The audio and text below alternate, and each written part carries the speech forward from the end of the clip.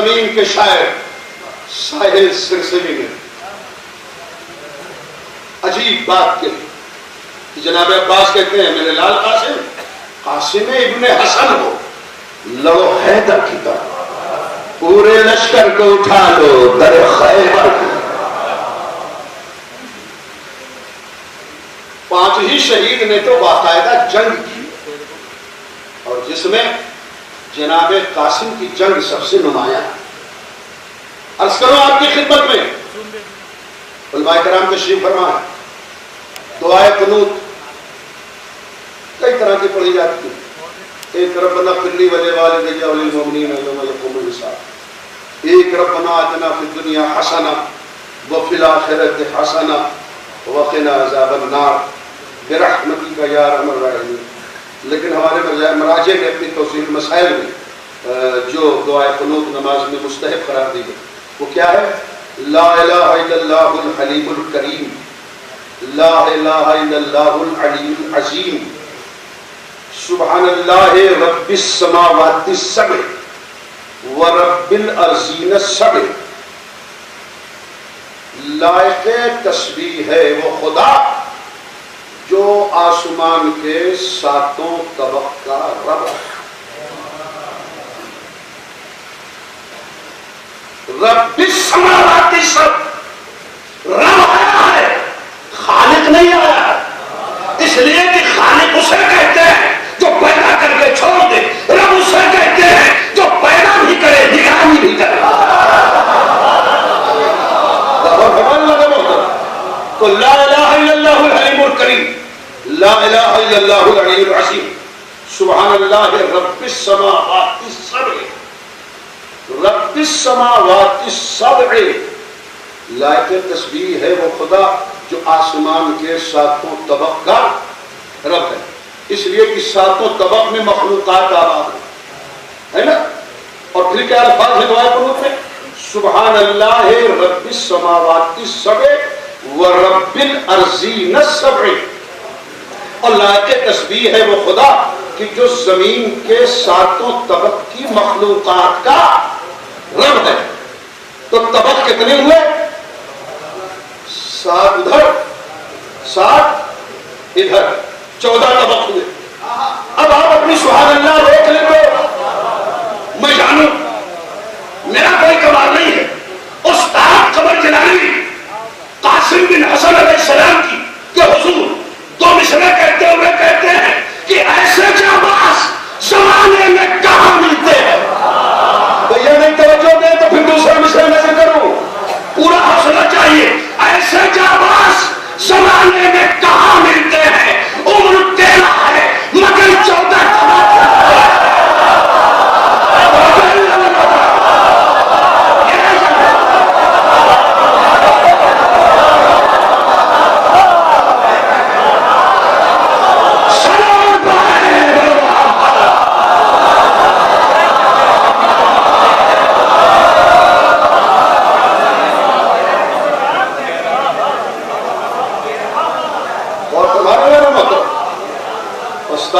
جلانے میں بڑا خوبصورت تھا۔ ایسے جانباز زمانے میں کہاں ملتے ہیں، عمر 13 ہے مگر 14 طبق۔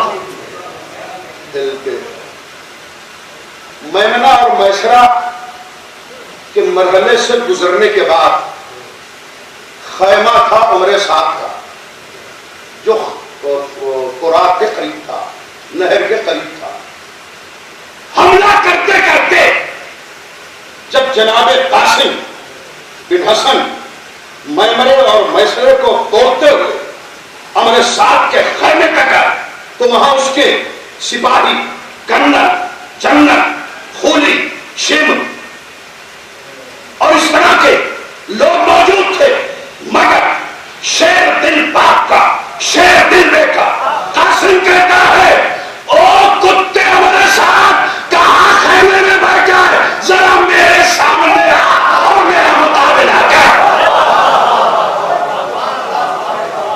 ایھا الکلب، تاریخ میں قاسم کا لفظ موجود ہے عمر سعد کو خطاب کرتے ہوئے، وہ ہے ایھا الکلب، اے کتے۔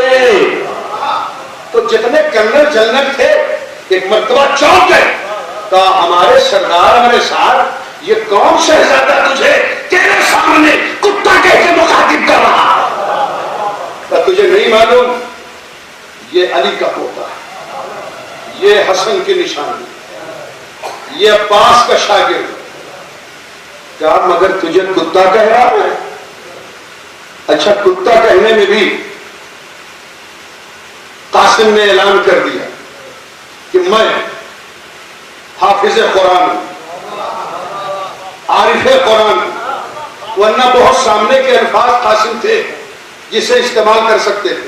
ہمارے ساتھ کو ایوہ المردود بھی کہہ سکتے تھے، ایوہ الکاذب بھی کہہ سکتے تھے، ایوہ الظالم بھی کہہ سکتے تھے، ایوہ الفاسق بھی کہہ سکتے تھے، اور فاسق بھی تھا، ظالم بھی تھا، مردود بھی تھا، ملعون بھی تھا، مگر اس طرح کے الفاظ کو چھوڑ کے جناب قاسم نے اپنے عالم قرآن ہونے کا اعلان کیا۔ کہا ایھا الکلب۔ جناب قاسم کی نظر سورہ اعراف کی آیت نمبر 176 پر تھی، اور اسی تیور میں جناب قاسم نے امر سعد کو ایھا الکلب کہا۔ معاملہ کچھ یہ تھا کہ بلعام بن بعور حضرت موسیٰ کے زمانے کا بڑا اللہ والا تھا، جو کہتا تھا وہ ہو کے رہ جاتا تھا۔ اس زمانے میں کوئی بیمار ہوتا تھا تو پریشان لوگ نہیں ہوتے تھے، چاہے 1000 کلومیٹر کا راستہ ہو، لوگ آتے تھے اور ہمارے ساتھ سے کہتے تھے بلعام بن بعور سے کہ بھیا دعا کرو یہ مریض اچھا ہو جائے۔ وہ اس میں اعظم اللہ نے تعلیم کیا تھا، جو بھی کہتا تھا وہ شفا مل جاتی تھی۔ اگر کوئی لاولل ہوتا تھا لوگ اس کے پاس آتے تھے، وہ دعا کے لیے ہاتھ اٹھاتا تھا اور پھر وہ بے اولاد صاحب اولاد ہو جاتا تھا۔ فرعون نے جب یہ سنا کہ میرے ملک میں ایک ایسا ہے کہ جو کہتا ہے وہ ہو جاتا ہے، اس نے بلایا اور کہا بلعام بن بعور خزانہ پہلے منگوا دیا کہ یہ خزانہ ہے، جو چاہے لے لینا۔ کہا پہلے فرعون مقصد تو بتا۔ کہا یار وہ موسیٰ بن عمران جس کے ساتھ اس کا ایک بھائی رہتا ہے، وہ اس نے تنگ کر دیا ہے کہ میں اللہ کا رسول ہوں اور مجھے تنگ کر دیا، تو اگر تم اس کے مرنے کا بندوبست کر دو تو یہ جتنا ہے خزانہ سب اٹھا کے لے کے چلے جاؤ۔ خدا نہ کرے کسی مومن پر دولت کی لالچ سوار ہو جائے، لالچ کی زد میں آ گیا۔ کہا فرعون بس 20-25 منٹ کے بعد تم سنو گے کہ موسیٰ مر گئے۔ ابھی تک موسیٰ کو رسول مان رہا تھا بلعام بن بعور، اب دولت دیکھ لی تو اتنا ایمان بھی بڑھ گیا۔ وہ تیرے محل کے باہر میرا گدھا ہے جسے میں باندھ کے آیا ہوں اور میں اپنے گدھے پر بیٹھ کے جاتا ہوں عبادت خانے اور وہاں جا کے دعا کرتا ہوں، اور ابھی تم سنو گے کہ موسیٰ مر گئے۔ اچھا جلدی جاؤ جلدی جاؤ۔ خدا کی قسم بڑا خوبصورت نتیجہ ہے، سرسی جیسا مجمع مل جائے تو ان چیزوں کے پڑھنے کا جی چاہتا ہے۔ جیسے ہی بلعام بن بعور باہر نکلا فرعون کے محل سے، قرآن سے پڑھ رہا ہوں، قرآن سورہ اعراف 7واں سورہ آیت نمبر 174 175 176 177، یہ اس کا ترجمہ۔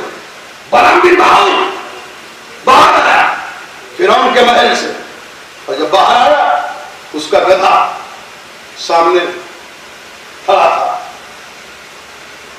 اس نے گدھے پر بیٹھ کے موسیٰ کے مرنے کی بددعا کرنے کی خاطر عبادت خانے تک جانا چاہا، لیکن آج گدھا اپنے مالک بلعام بن بعور کے بیٹھنے پر ٹس سے مس نہیں ہو رہا۔ بڑا حوصلہ، بڑی توجہ، بہت شکریہ حضرات کی توجہات کا۔ کاش ٹس سے مس نہیں ہو رہا ہے۔ گھبرا گیا بلعام بن بعور، غصہ آ گیا، اترا اور اس کے بعد جو چابک تھی جو چیز اس سے مارنا شروع کیا۔ اتنا مارا کہ پشت خون سے رنگین ہو گئی، اب خدا کی قدرت سے گدھا بولا. ہے نا؟ میرے قابل فخر سامعین، گدھے اور انسان میں کیا فرق ہے؟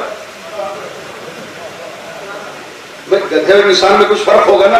تو گدھے میں اور انسان میں مہدی حسن بھائی جلال پوری کے نزدیک فرق یہ ہے کہ انسان کو گدھا کہہ سکتے ہیں، گدھے کو انسان نہیں کہہ سکتے. یہ فرق سامنے رکھیے گا اس طرح سے. اب اس نے جو مارنا شروع کیا تو پشت خون سے رنگین ہو گئی. اب وہ کہتا ہے او میرے بے وفا مالک. اچھا سنیں، جملے کو روک لوں. اب یہاں تھوڑا 1 منٹ کے موڈ بنانے کی ضرورت محسوس ہو رہی ہے. یہ نہیں کہ آپ کا موڈ تو ہی معراج قامت ہے، سدرۃ المنتہا تک پہنچا ہو، لیکن اشتراع تاکہ اور آپ لطف لے سکیں. دیکھیں وہ علی کل شیء قدیر ہے. وہ چاہے تو پتھر بولنے لگے، وہ چاہے تو درخت بولنے لگے. تو یہ تو جاندار جانور ہے، یہ اگر بولنے لگے تو کسی کو تعجب نہیں ہونا چاہیے. تو خدا کی قدرت سے گدھا بولا. گدھا جو بولا ہے اس پہ واجب ہے ہر انسان پر کہ اس کے بولنے پر سب بولیں. جو گدھا بولا ہے اس کے بولنے پر سب کو بولنا شرعی طور پر تو واجب نہیں، اخلاقی اور ایمانی طور پر واجب ہے. وہ گدھا کہتا ہے او میرے بے وفا مالک، میں ہوں تو گدھا مگر معصوم کے قتل کی سازش میں شریک نہیں ہو سکتا.